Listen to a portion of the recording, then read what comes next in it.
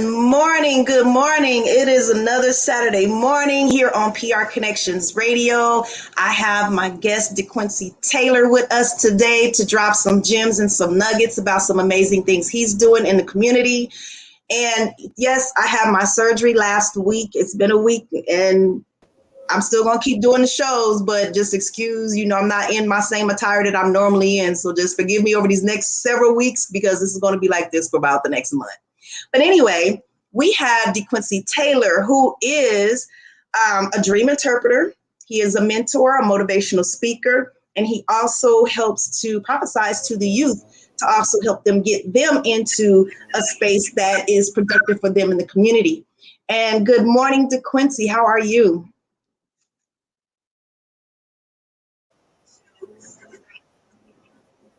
Can you hear me, DeQuincy?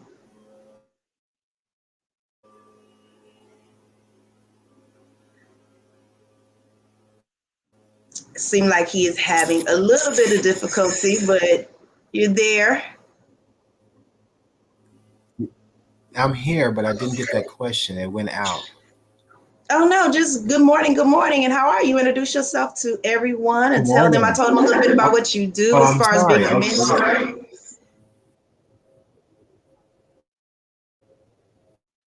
You're good. Oh, yes. Everything's phenomenal. It's a great day.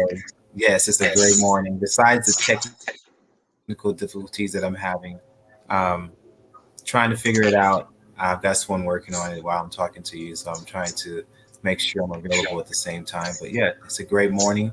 Hi.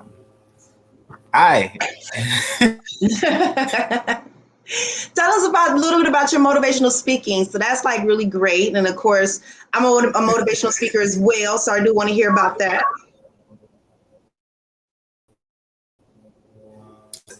I definitely I enjoy doing motivation. One of the most freeing and uplifting things that I enjoy doing in my life.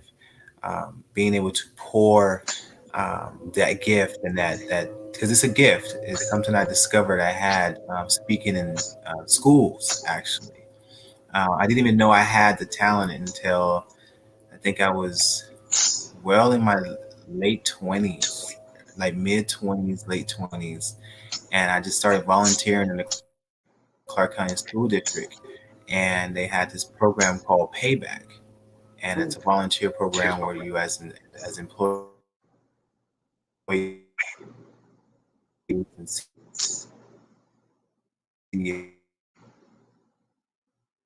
I know this is going to be a little different to Quincy. You see if you can turn off your video, because then your audio would actually come out better because it's trying to stream.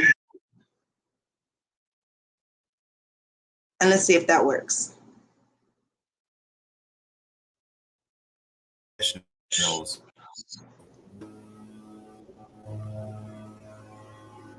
Okay, go ahead. I'm sorry.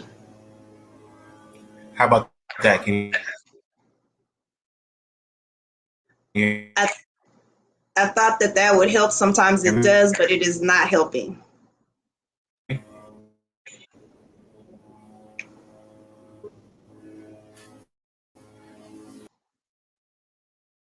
So I know that he's having a lot of technical difficulties, and that's just fine.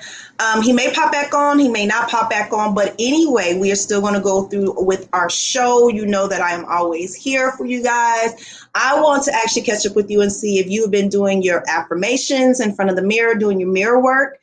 Also getting into writing down and journaling everything that you need to journal of the changes you want to happen in your life, keeping yourself accountable and on track to what you want to have manifest in your life, which is going to it's going to be a process, and it's going to take practice. It's going to take you practicing, writing it out, going and indulging in what you're doing, being in the consciousness, in the now, the here and the right now, and the moment. Like they say, enjoy the moment, and you should be in the moment consciously. Test yourself. Look around. If you're out and about in the public, look around and see what you notice, and try to notice about 3 things. When you notice those 3 things, remember what they were, repeat it to yourself several times. And at the end of the day, when you're doing your routine at the end of your day, try to recall those 3 things that you saw earlier that day. So this is going to help you to be in the moment, in the consciousness, and not actually drifting. They call it drifting, but it's basically when your body goes on automatic, and it's automatic habits, things that you're doing and accomplishing, and you're just moving throughout your day and not really paying attention to what's going on. And there's moments where you forget what you did. You're not actually there in the moment, in the consciousness, because you don't remember a lot of your day and what actually happened. So doing these exercises will help you to remember what you're doing in your consciousness. So then that way you can increase your conscious awareness, your social awareness, and your self-awareness. Your awareness about yourself and your surroundings is highly important for you to create what you want to create in your life. Because if you're not in the consciousness right then and there, it's harder to manifest. You can change things that are not going the right way. You can meditate in the middle of the day to change your thought processes or to change what you're feeling inside. Because sometimes we have emotions that we don't completely understand. And in order for us to keep moving forward in where we want to go for our life and to create these new habits, we have to be mindful and keep intact with everything that we're doing and touching and feeling and tasting on the outside world at that moment. And understand that those moments are temporary moments because they're past moments, because there are things that you already manifested. They're just coming to your reality. After it comes to your reality, you don't have to focus on it like that anymore, but you do focus on what you want to come up next. So you're forward focus all the time. You're going to always be 2 steps ahead of whatever you're thinking, wherever your focus is. You always want to stay two steps ahead. So I really want to go into talking about leadership today, because I know with it's a topic that is near and dear to my heart. I love leaders. I love leadership. I love serving others through leadership, because it is the most exhilarating thing you can ever do, is to help serve others, to help them be better, help them understand what they want to do, where they're going, and how to get there. So today, talking about leadership, you have entrepreneurs, you have entrepreneurs, and you have what I love to call now homepreneurs. So you're running your home, and you're also being working at home, and you're doing both simultaneously. You're a homepreneur, right? If you don't have a job and you're just staying at home and you're a homemaker, I like to call them homepreneurs, not homemakers, because they don't make the home. They are entrepreneurs in their home, because there needs to be a leader in their home. They are the leaders. When you are at home all day, you are a leader at your home, because you still have to budget. You still have bills. You have outflow and inflow of your income. You have people's schedules, yours, your husband's, or your mates. You have your kids. If you have kids, you have your pets. If you have pets, you have a lot of different schedules that you have to be cognizant of to ensure that your home is ran smoothly. And you have to make sure that the team you pick, which is your spouse or your mate, your pets, and as far as your children, you can't pick your children. However, you can help mold them to be the team player that you need to have in your household, so your household still runs smoothly, and you're not allowing everything in your household to run itself. You are running it through routine habits that your children, your mate, and your pets can totally get and understand. I know it's like training, and it is training, but it's training for your home, and you should be so aware of that as well. So there's nothing that an entrepreneur that will do that a homepreneur doesn't do. They all do the same things. They all have, things that they need to be accountable for. They also have things that they need to make sure happens on particular days, whether it's, your kids' recitals or games or whatever it is, practices, whatever they need to go to. And it's also for your pets, taking them out for walks, giving them food, giving them the things that they need. And if they're out doing training, you need to get them back and forth to their training, as well as yourself. You have to be up at a certain time of the day to make sure that everything is in alignment and goes smoothly. So yes, homepreneurs, you're in this leadership category as well, because you're a leader in your home. Entrepreneurs and entrepreneurs, you have a big leadership role as well, because you not only have people you're familiar with and have love for that you're leading, but you have people that you don't know at all and you have to learn along the way. And that is highly important for an entrepreneur to learn your teams, to understand what that means to build a team. And I see a lot out there on team building, and I have been doing it for years as a construction project manager, building teams internally and externally, and also keeping those two teams on the same track in alignment to make sure that projects get done on time and under budget. So coming from for project management, it is like an extraordinary job, but it's also not a job for everyone because it's a lot. You know, you have a lot on you as a project manager. And I know a lot of times you see little memes out there. Being a project manager is like setting yourself on fire, riding a bike, and trying to work on your laptop at the same time with one hand. It's a lot going on. So you have to juggle a lot of different scenarios. And then when things come up, as far as challenges on the job, you have multiple challenges. A project manager doesn't deal with one challenge. They're dealing with multiple challenges at the same time and communicating with your inter team and your external team and your internal team. You're working with both of them at the same time and have to communicate the challenges that you have to solve the challenges. It's a lot. It's a lot going on. However, once you have accomplished, working with all of that at the same time, it makes it a little easier for you to deal with what's coming up. So these are the skill sets that I want to share with you. I've had so many employers and VPs in my career history used to ask me this one question. And the question always was, how do you do what you do, Des? How do you hit your budget? How do you hit the timelines that you have, and you're doing it on multiple projects? Like, how do you do that? My answer had always been, I don't know. And it's only because my self-awareness was not there enough for me to understand what I was doing to be successful as a project manager.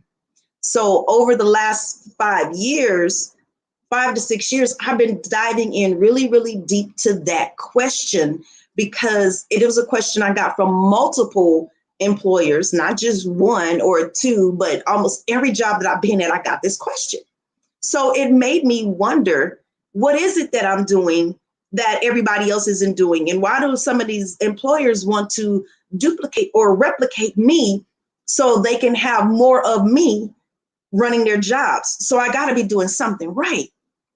As I look back over the last 5 to 6 years of doing a lot of self-reflection and personal development growing, I learned that, okay, it's not just that I know what I'm doing. It's not the skill set as much as it is my personality. My personality was very empathetic and very diplomatic. I wasn't the person that will go in and say, you have to do this, this, and this. And then I walk away and then I'm just waiting for you to get it done. A lot of times I would just pitch in and help out on the job site. Like, we need to get this done. We need to do it like this. Using that empathy, using that camaraderie, using what I know as just connecting people, connecting with people, connecting teams and connecting teams together. I use those same skills for myself to connect to a lot of people that I didn't know that I was working with on a project. And if you know about project management, sometimes you have a lot of teams and a lot of different teams. And I had different teams in different states. So I can be working in Vegas, I could be working in California, I've worked in Rhode Island and North Carolina and multiple other cities. And it's like, you have to make sure that your team is still solid. And now you got to make sure your team is solid across, states, which they're not right here physically with you. And that is a challenge in itself. So when it comes to connecting with people, be empathetic and understanding. Listen to them. They want to be heard. They don't want to just be told what to do. They want to be heard and feel like they're somebody and that they're important. And I always make it a point to make everybody individually feel important on any project, and every single project, no matter where it was in this country, they felt important. If there are times that I could be there, times that I couldn't be there. And if I couldn't, if it was a Friday, I would call the pizza place. I would order some pizzas and have it delivered to the job site. And you don't have to be physically there to show people that you care about them.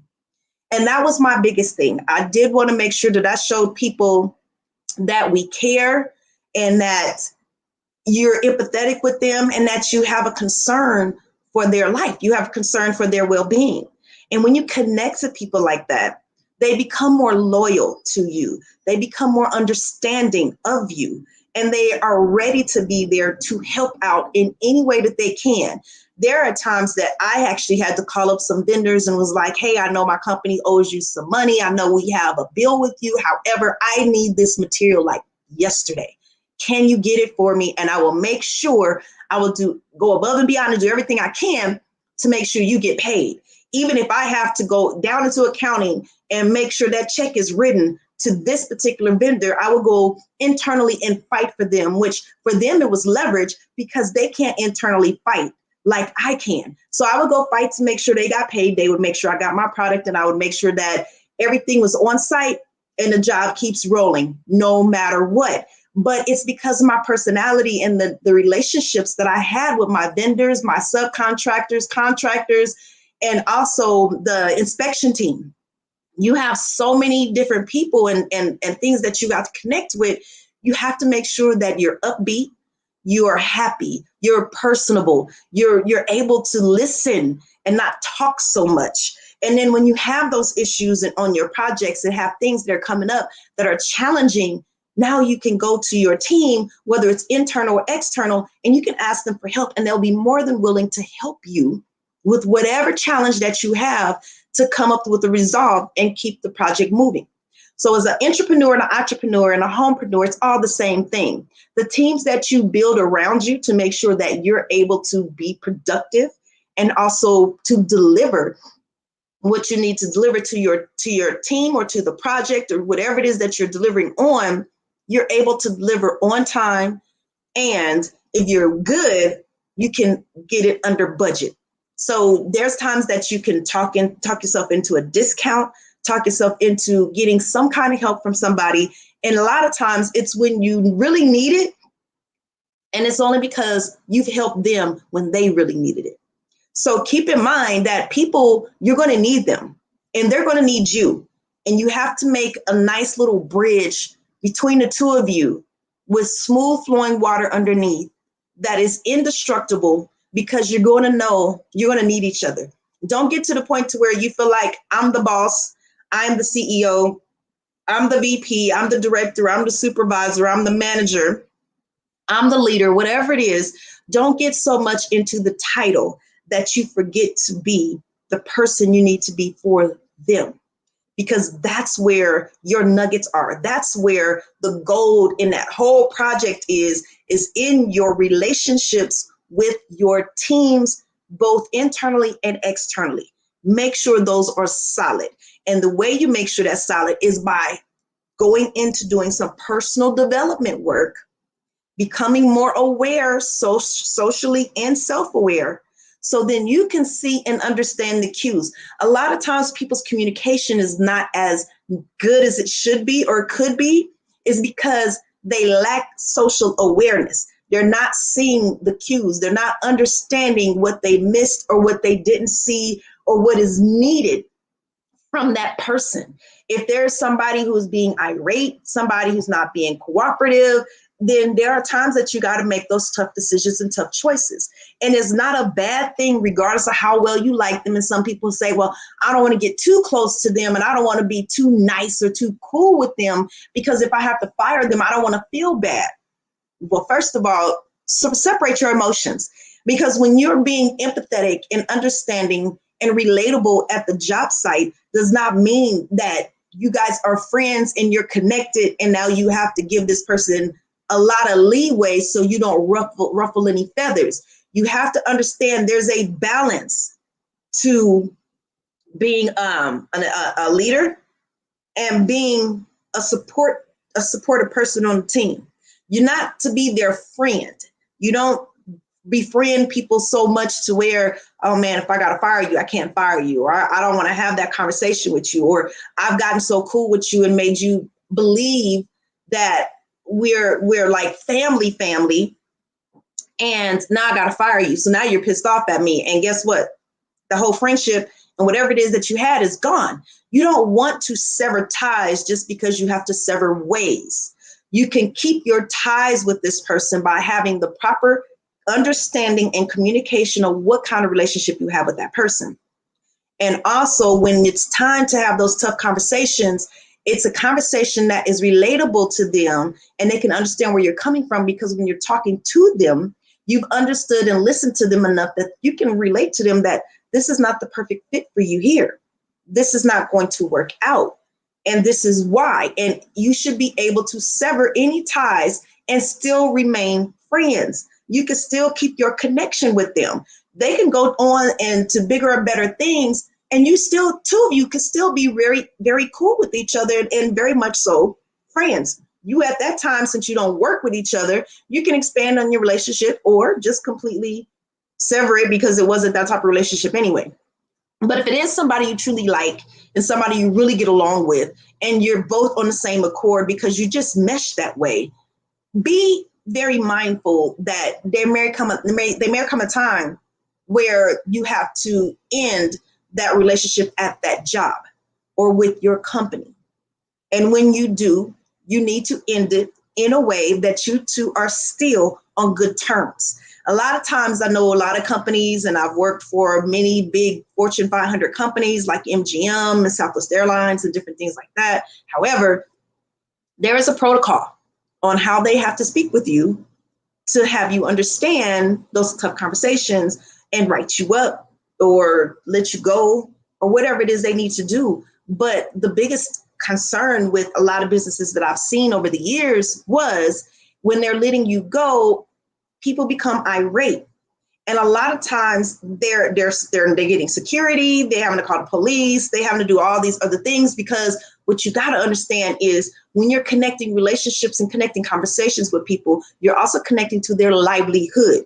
They're at this job not so much for you because they didn't come there for you. They came there for the money and for them to be able to take care of their families and their livelihood. So understanding that connection to their livelihood, and yes, it's going to hurt if they lose a job or if you get demoted or whatever it is, they're going to be upset and it's going to be painful. However, if you built the right type of relationship with your teams, a lot of times letting them go, you can help them understand that I know you like this, but this isn't for you.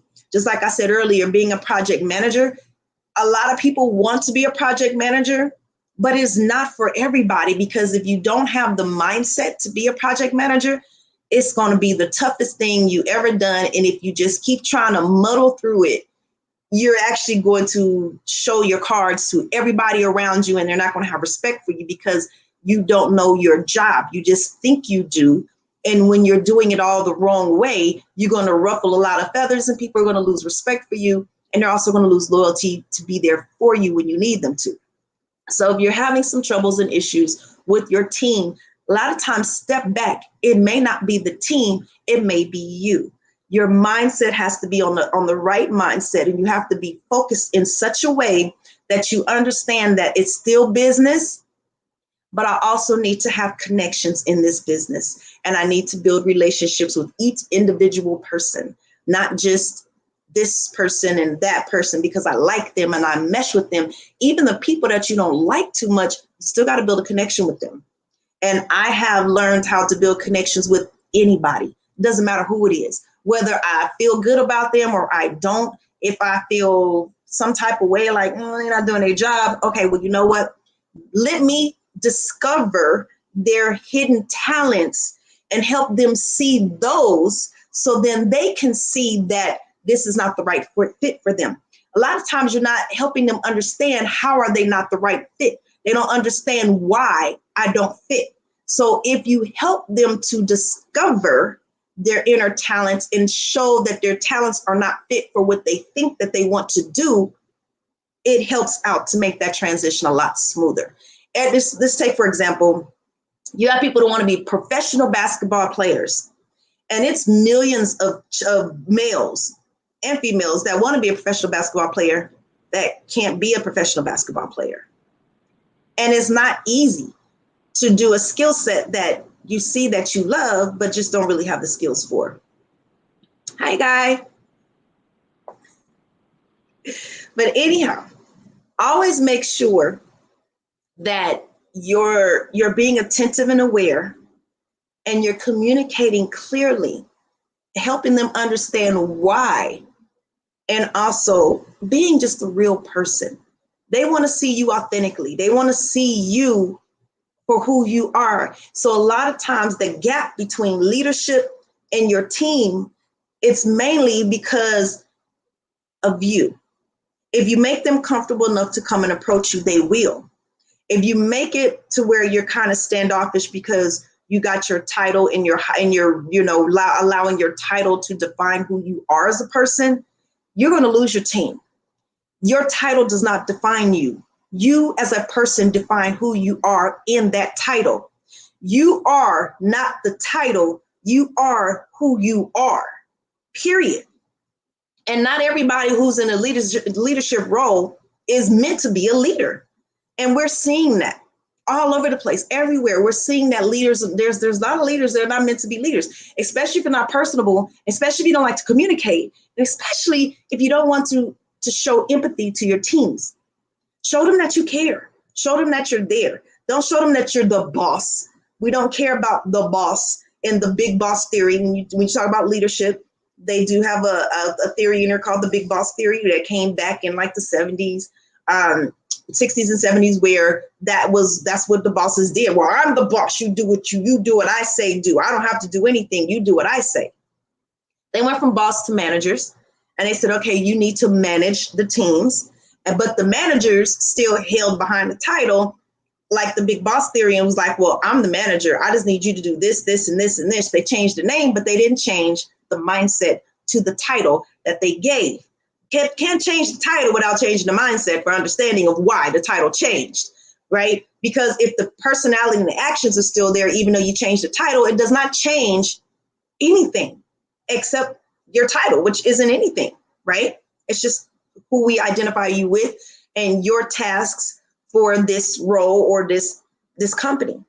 So when you're talking about titles, we're going to drop them. Then they came up with, you have to be the leader. We have leaders. We are leaders, born leaders.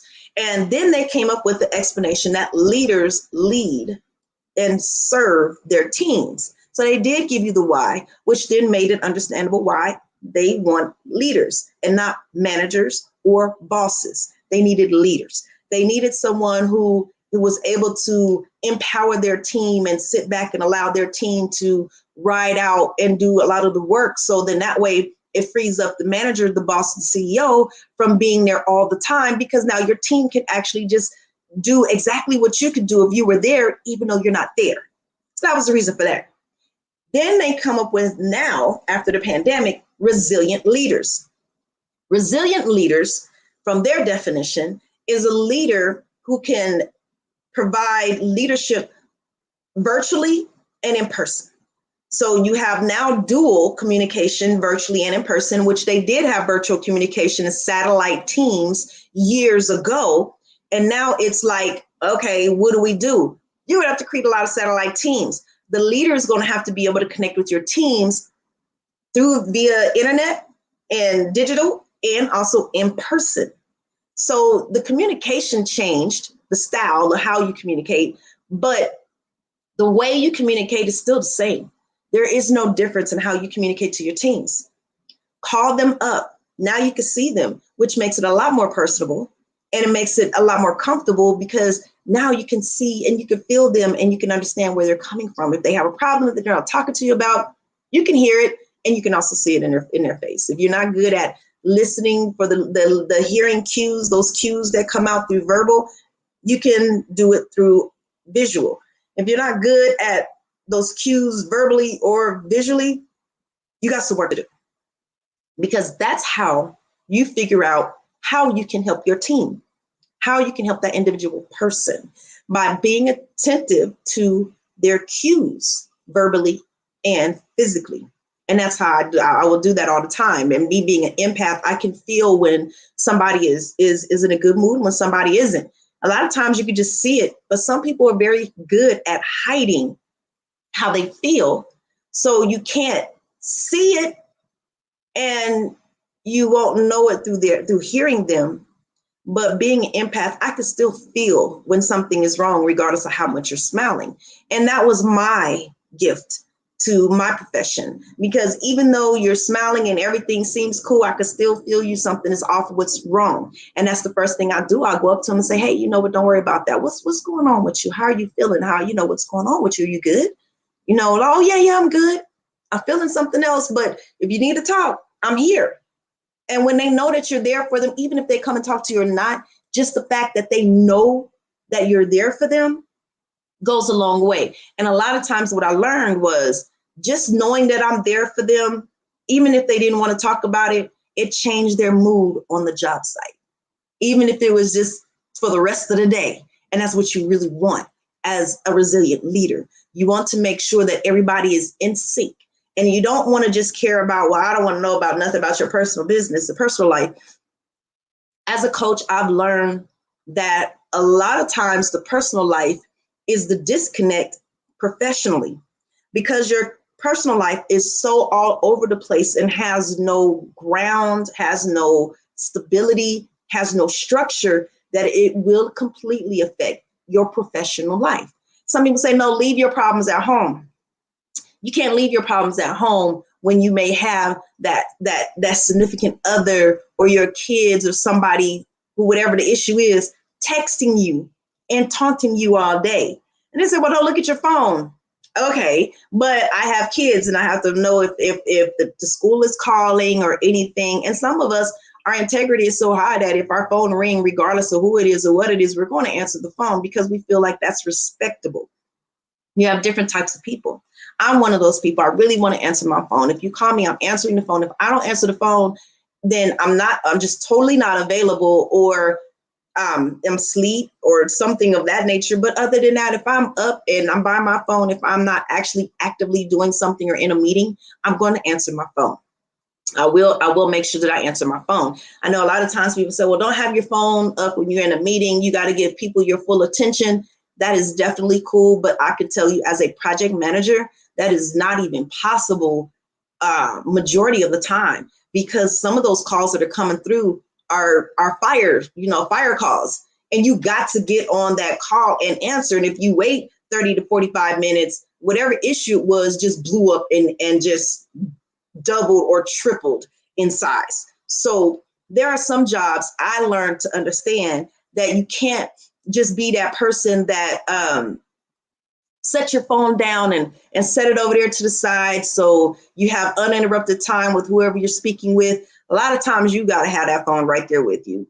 And it's detrimental. Even a lot of the VPs, like on the strip, when they're talking and they're doing a lot of things that they're doing, they got to have their phone right there, because there's times that it'll be a big situation going on one of these projects or properties, and you got to have your phone right there, because that 30, 45 minutes of where you lagged at and said, I'm not going to answer it, I'm going to give you my full attention, you just actually made a situation way worse. So be cognizant of where you are, what you're doing, and who you're doing it with, which goes back to self-awareness. Because if you're in the moment, in the now, you're able to understand what you need to do and stay on top of your job. So I never just always put my phone down, and that's what helped me be even better, because now if there was, a fire or something really highly important, I can get to it very quickly and still handle that, apologize to who I'm with, and then get back to them to give them my full attention, and multitask on that type of level, to where you can handle situations while you're in a meeting and walk out just for a hot second and come back and still conduct the meeting. There's ways you can do it, and there's respectable ways that even the people who you're with will totally understand why you did what you did, and then they do see that's what makes this person so good. So that was a lot of the things that I got and I learned from being a project manager when it talks about leadership. Now, resilient leaders, and we're going to take this a little bit further with just the resilient leaders, Resilient leaders are those leaders who can have that one-on-one on you, who can actually spot when you need something and feel your energy. They're looking at your face. They're reading everything about you. And they can read right through all the smokescreen conversations that you're having. And they know that there's more to the story or more to you. So this is where I go back to building your teams. From the beginning, is firing people in the interview. I always believe, and I have believed for many, many years, I will fire you in the interview because I really, truly do not have time to fire you in the field. So I'm firing you in the interview. I'm not going to fire you in the field, because when you fire somebody in the field, that is a lot of work. As if you're a project manager, you understand if you have an electrical company, and you got to get rid of this electrical company, or even just the electrician itself. When the new person comes in, they have no idea how this person ran these wires, because there's not one way that you can run it. People find and get creative and do their own thing and what's comfortable for them. Bringing that up, as a resilient leader, you also need to understand that even though your company has SOPs and a perfect system to get you there, you're going to definitely have to have a system of your own to take you all the way, right? So you have this system and its SOPs, and you got everybody moving and doing exactly what they need to do. If one person leaves or a person decides to transition on, or you have to transition them, the next person who comes into their place is going to do it a little differently. And I don't actually make people do it a particular way, only because their brain is going to work a little different, whether they're using the right or the left side of their brain. So their understanding of it is going to be different, and how it makes sense to them, it may not be the same way, which is why you get so many different scenarios when it comes to one particular job, position, and people in those positions doing things multiple different ways. Now, one of those ways might be so much better. Now, this person does it completely different on how your system is, but then that's when you go in there and you adapt and change the system to do it a particular way, if that really works. There are some parts of the system that you're going to have to let them free flow to get the job done the way that they can get it done. Because once you make somebody do something, if they're working with the right side of their brain and they're highly creative, and you're making them work with a lot of logic, and they don't connect the dots and they don't completely understand it, it's not that they're not right for that job. It's that as a resilient leader, you have to teach and train them in a way that they can understand on their level, but is still in alignment with your SOPs, because you don't want to veer off so far from your standard operating procedures that you're constantly making something up every single time. I've worked with companies that didn't even have an SOP, but had a very intricate system that, as far as their, the system and the operating system was so intricate, but because they didn't have any SOPs, you have multiple people training you multiple different ways. And a lot of times there was a project manager, you working for 3 different project managers, and none of them do it the exact same way. But you're the one person that got to work for all 3 of them, and nothing is the same. Everything is different from what they're all telling you. It will confuse the person who is your assistant helping you. Trust me, I've been there. I've even demoted myself just so I can get the experience and understanding and the mindset of being like a coordinator.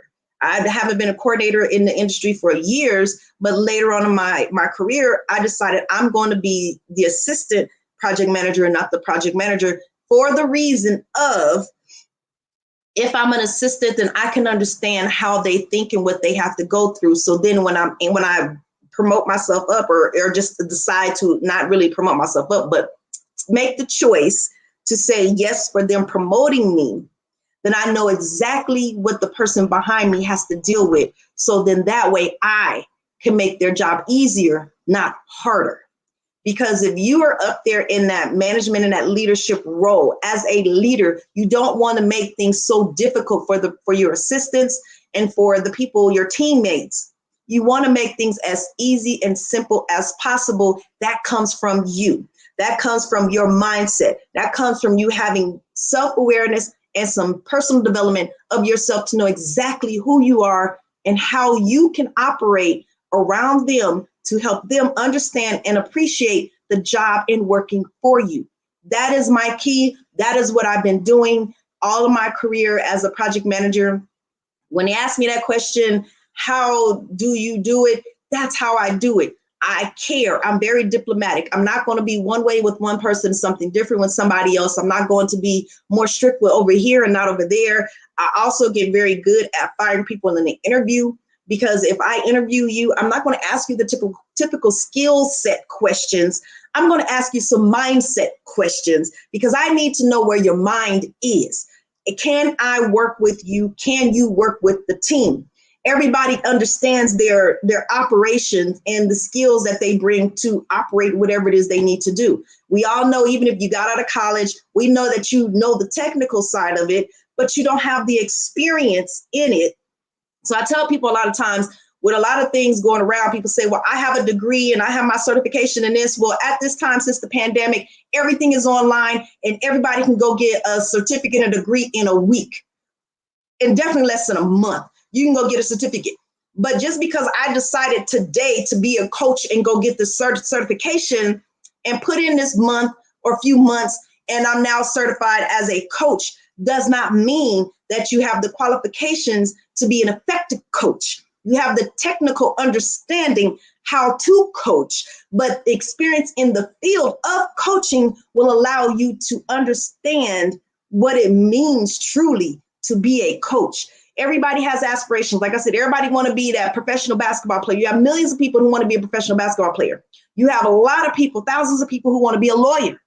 But as you can see, to get into being a lawyer, even to get drafted into the NBA, it's not that many. It's a very small amount. So you're always going to have a lot of people wanting to squeeze into this one little hole that everybody doesn't fit in. And because I understand that as a person, as a project manager, as a coach, as a consultant, I understand that you cannot fit everybody into this hole, and everybody should not fit into that hole. It should be specific people. And then the first thing they say, well, how do you know which one it is? How do you know who it is? By interviewing them, not on their skill set, but on their mindset. Again, not on their skill set, but on their mindset. Every company has a vision and mission statement. And with that vision and mission statement, it is a vision, which is mental, and a mission, which is what you act out. And if the person can't even see or understand your vision and your mission, and because they mentally are not connecting with that, I don't need you to come in here and tell me about the history of my business. I already know about my business. I already know the history of my business. I know everything about my business. That's not my point.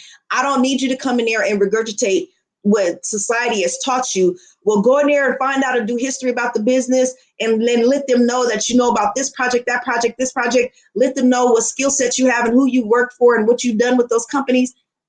I don't care about any of that. I never have. I never have. You wouldn't even be in this industry if you couldn't do your job to some extent. And it's not about you doing your job. I can always teach you and train you how to do a skill set. Those are very teachable and trainable. Skill sets are teachable and trainable. But having the right mindset for that team, for that project, for that business is completely different. Everybody does not have the mindset for what they want to do. Everybody's excited and happy about doing this thing. And a lot of times it's because your parents or somebody close to you've done it, or it's because the money is good, or sometimes you say, I have a passion for it, but don't understand that passion does not equal purpose. You can have a passion for something, and it is not nowhere near what your purpose is and what you're actually here for and what you can do. But you can gain a passion for it, like people gain passion to play basketball and have no talent for it at all. They can't even shoot a three if they were there unguarded. They can't even shoot a free throw, even with nobody on the court. They can't hit a free throw without even being guarded. So if the pressure is on them, they definitely can't handle it. Going back to business, being a resilient leader, you got to know who can handle the pressure and who can't, who has the skills, the abilities, and the passion for it, because it's not just the passion. You got to have the skill set and the abilities and the willingness to do it. And if you don't have that, you may not be right for that job, regardless of how much you want to do it and how passionate you are about doing it. A lot of people want to serve others, and that's natural because that's human nature. When you talk about neurology and neuroscience, you already know that there are certain things that the human body craves regardless. We all feel the same way about certain things. When it comes to passion, we all have passion. And a lot of times we look and see what we want to be passionate in. And because we haven't understand who we are and did the personal development work and the self-awareness work, we don't know who we are. We are loving and liking and attaching to everything that everybody else has ever attached to around us that we like. So you love somebody and they love a thing. You're going to love that thing because you love them, not technically because you love the thing. Then now you don't figure out that you don't love the thing until you're not with that person anymore. So the love is gone. And then you decide, you figure out, I never even liked this anyway. This wasn't even something I wanted to do. It was something they wanted to do. You got to understand you're going to pick up habits because when you love somebody, that euphoric feeling, that energy that you're using to love them is going to allow you to love what they love as well, even if you don't even like it. Self-awareness. You got to know you. You got to know what you like, who you are, what you're about, and how to communicate on the level with yourself to identify with where you're going for who you are. And just because you love somebody, you love your kids, you love your significant other, just because you love them doesn't mean that you have to be just like them. You don't have to do exactly what they do. And in society, going back to social engineering, we have learned that if I'm with my husband and my wife or my kids or my significant other, my bae or whatever, that I got to be so into them. And I'm not going to say it's a woman thing or it's just a man thing because it's a person thing. And you do have people, males and women, that are with somebody who they love and they're going to do what they're doing because they love them. And it's just natural human instinct and habit that you have to be aware of. And if you don't like it, you just don't like it. And you just let them know, I don't like it. I love it for you. So do it, but I'm not doing that. Self-awareness. You got to say no to things that you truly don't like. And don't like something because somebody else likes it. Like it and ask yourself the questions. Do I really like this? Is this something I really want to do? Can I see myself doing this for a long period of time or long term? There's certain qualifying questions you need to ask yourself to find out if you really like it for yourself or you just like it because somebody else likes it. Which meaning that even as a resilient leader and a leader, people are going to do things that are like you because they're going to attach to you. Now you're seeing you are rubbing off on other people, and now they're able to do the same thing that you do because their loyalty for you has increased. So understanding what people, the mindset of people and how your brain works is perfect. Having a certification is not going to tell you and to help you understand that part of people that are just natural human instincts. It's not going to tell you that part. It's not going to do that, right? If you go and take a coaching class or a consulting class or anything, it's not going to tell you about neuroscience and how to understand how the brain itself works. We're going to shelf everything else. We're going to shelf the emotions. We're going to shelf the issues. We're going to shelf the growth, and we're going to shelf where you want to go, because until you can identify and understand how the brain itself works and what part is just neural pathways connecting and this is what it's going to do, or if it's over here into this is a social engineered habit that I do and I'm following this, you have a duality. You have two things going at the exact same time, and you have a duality, and you got to understand which parts are in the duality and which parts are not in the duality. So then that way you'll know exactly which one to hit. So going back to the certificates and things of that nature, I don't personally will always trust a person just because they have a certificate. So when you're coming to me and you say, I've been to school for this, this, and this, and you have all these different titles, you have all these different certificates, I'm looking at what experience do you have and where's your mind at? I really don't care about the certificates and titles that you have, because at this point in this world, we can all go get them very easily. It doesn't take a lot. It doesn't take much. And you also have to understand there's a lot of colleges like Udemy, Shaw Academy, Coursera, Trendemy. There's so many online classes and courses and master classes right now that you can gain, and especially YouTube. You can gain so much information actually sometimes even more information if you're out there researching and do it on your own than you would even get with a certificate. So just because somebody doesn't have a certification doesn't mean they're not qualified. It just means that I need to vet you out mentally and see where your mindset is and see where your conversation is, because I'm not going to look at, well, this person didn't go to college, they didn't go to school, they didn't graduate from high school. I'm not looking at any of that.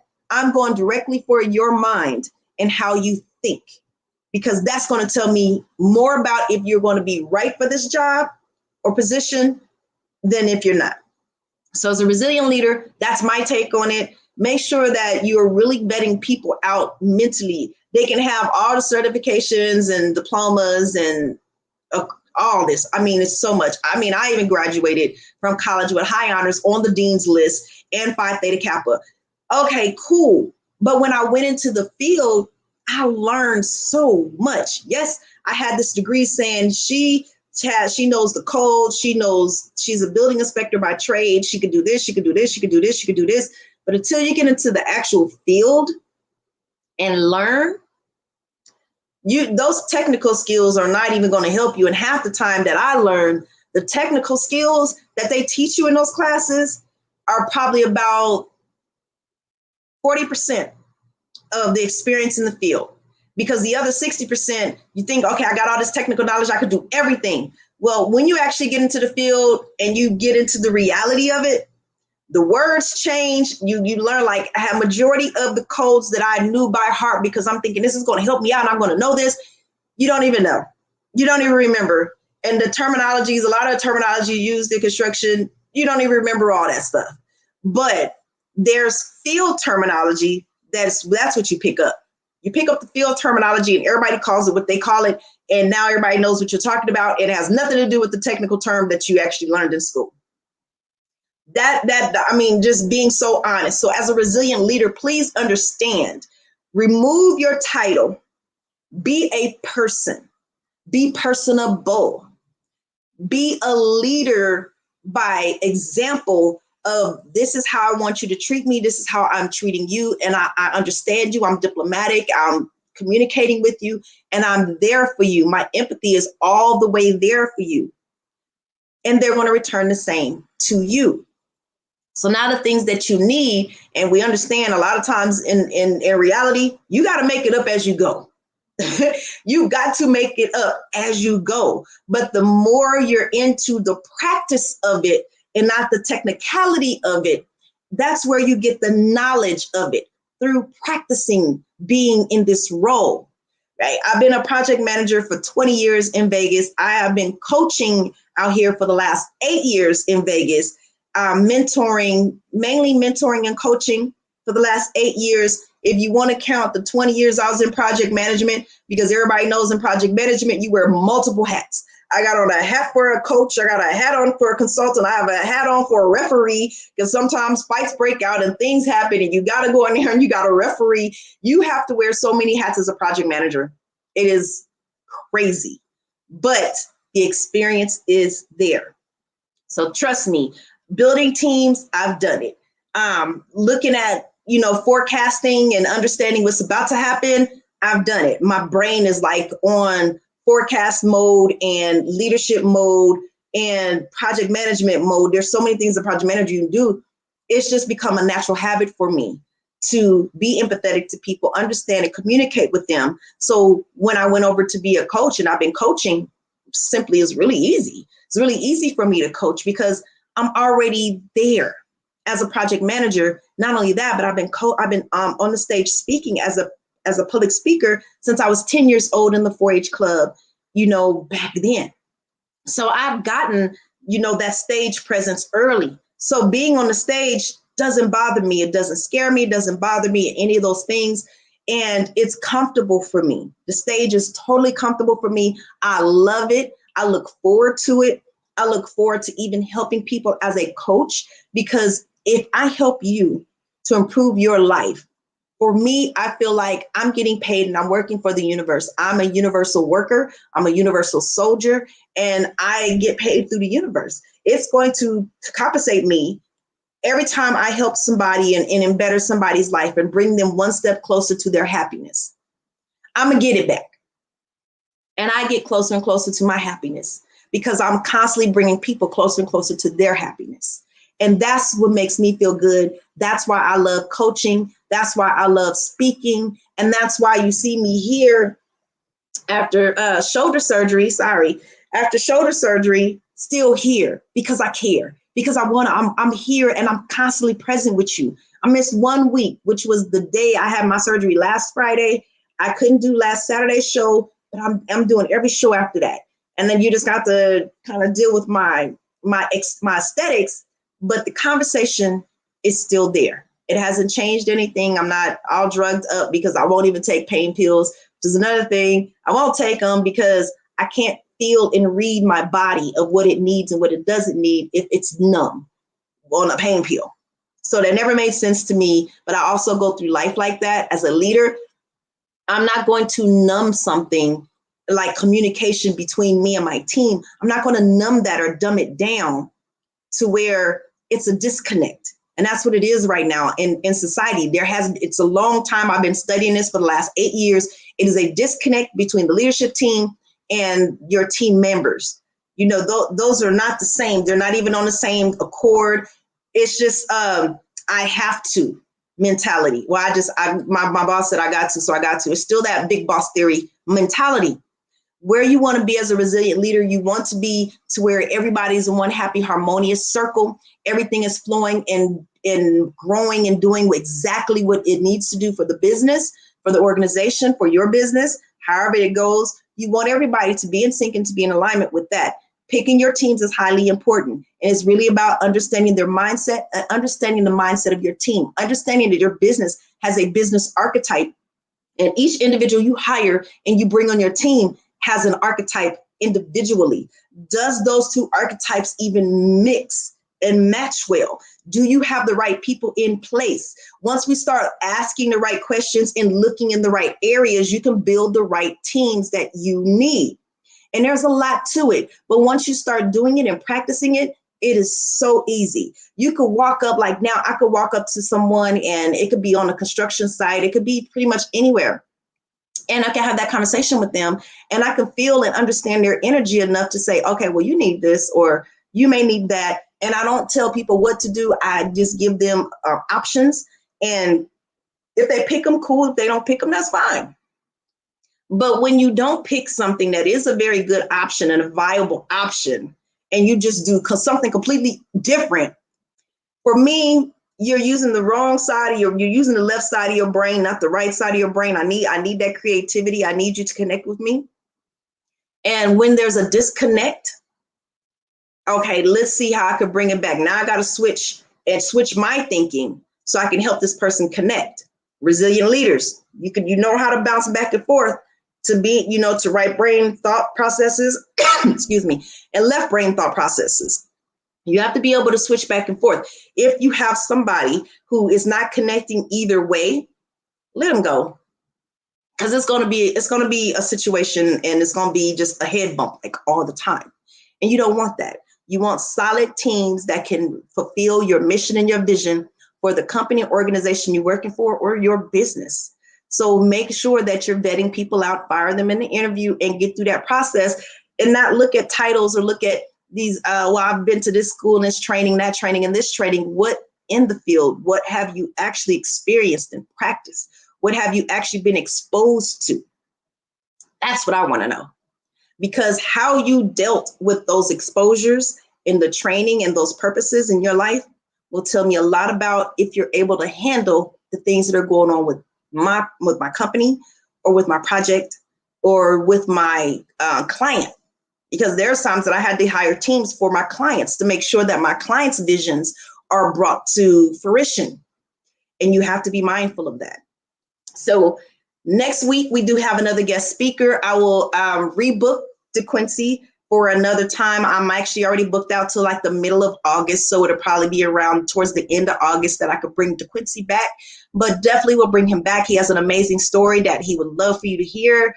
And also that you should want to hear, because all exposure to all experiences helps you grow. You can catch me here at prconnections.com. PRconnectionsradio.com, sorry. And so I'm always here in the PR Connections. I'm always in the professionals. You can catch my videos there. You can also go to my business page on Facebook or Instagram, which is blank_tag_.